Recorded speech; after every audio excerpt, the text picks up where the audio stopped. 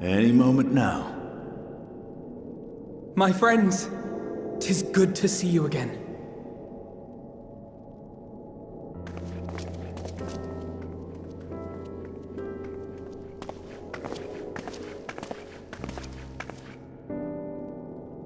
And you. I was worried that the cold wouldn't agree with you, but you're both looking quite well. You get used to it. It helps that there's no shortage of fuel and heaters like before. Glad to hear it. Have you been working in Garlemald all this time? We have. Though the worst is behind them, the people still have a long road ahead. With the nation in ruins and the leadership void yet to be filled, there remains a lack of direction, a pervasive sense of aimlessness and worry. Still, everyone wants to make things better. And we're here to help. A lot of Garleans wanted nothing to do with us, but they're starting to come round. Slowly, but surely.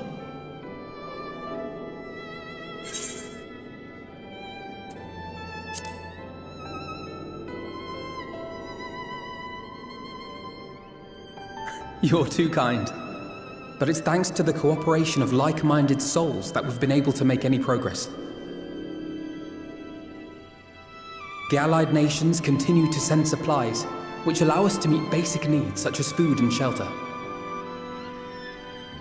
Meanwhile, Euless and a number of soldiers have begun a restoration initiative, with more and more volunteers joining by the day. Like Alphinaud said, they've got a long road ahead of them. But we'll get there together, one step at a time. But enough about events here.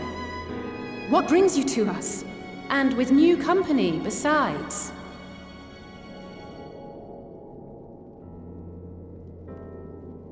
This may take rather a long time to explain, but bear with me.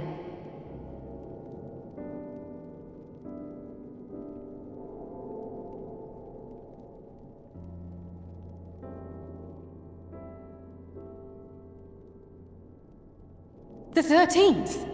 After traveling to the edge of existence, I thought you'd keep your escapades closer to home for a while. But I suppose there's no stopping you. Not that I'm one to talk, of course. The heart of an adventurer cannot be denied.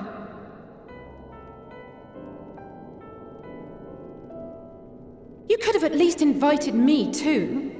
Surely there was room enough for me and Grahar in the Undersea Vault.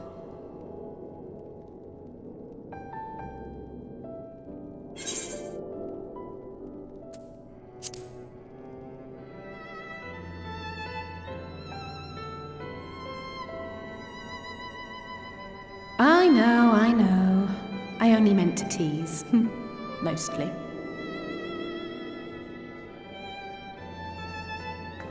But on a more serious note, are we sure it's wise to keep Xenos' former avatar around? I understand how you came to work together, but nevertheless... You're right to be cautious. I'm a void sent, after all. But do not conflate me with Xenos. To recall my time in his service, it angers me.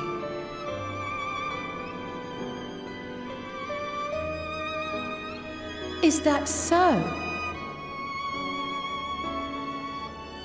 I think we'll get along just fine, you and I.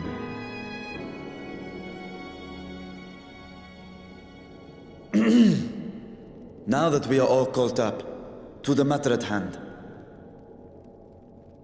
As we were about to resume our search in the void, I felt the presence of my sister Ajdaya in the source. Somewhere in the far north, perhaps even here in Garlemald.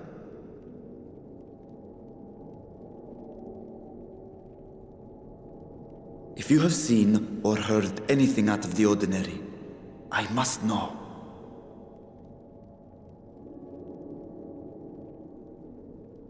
As a matter of fact, we may have. In recent days, we have had to contend with a surprising number of Voidsent. And not the lesser kind that occasionally manifest, but ones possessed of considerable power.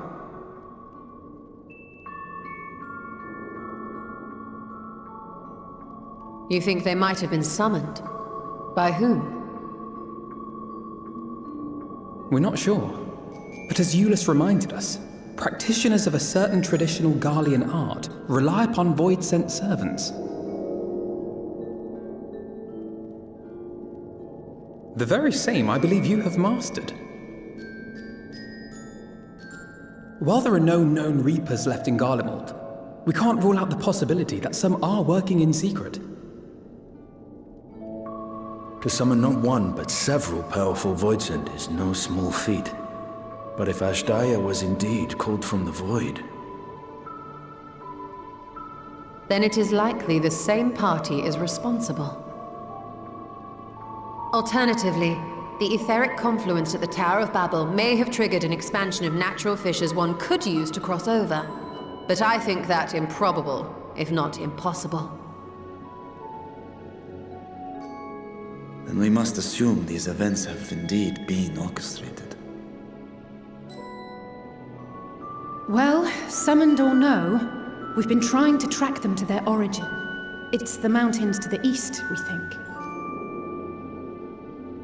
Can you guide us there? I would, but the terrain is too difficult to traverse on foot, nor is flying an option due to the winds. Too much ground to cover in any case. Is there no way to narrow it down? There is one place we thought to look first. An isolated village rumored to have once been home to a Reaper order. That would indeed make an excellent start, though the question of how to get there remains. Eulus may be of assistance. Let us return to Camp Broken Glass and consult him.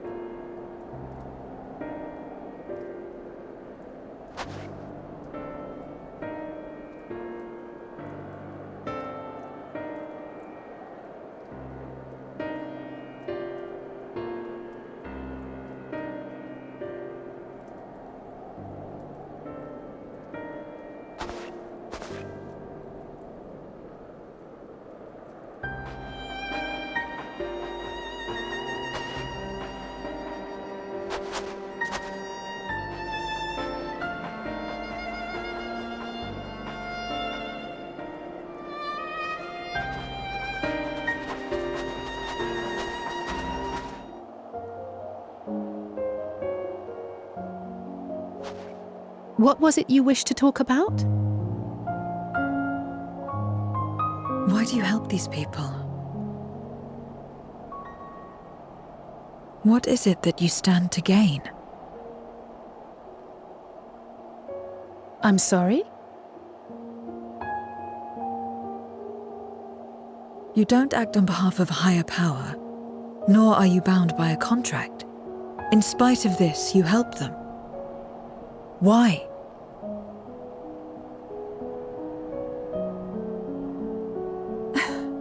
And there I thought it was something serious. I help them because I want to. Because it's the right thing to do. But what do you stand to gain? You didn't answer the question. Didn't I? I followed my heart. What I got out of it came after.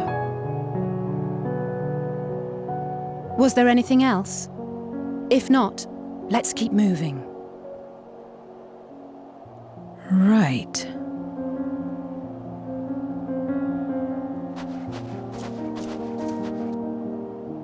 To act not out of obligation or in pursuit of gain. To simply live. And they survive like this.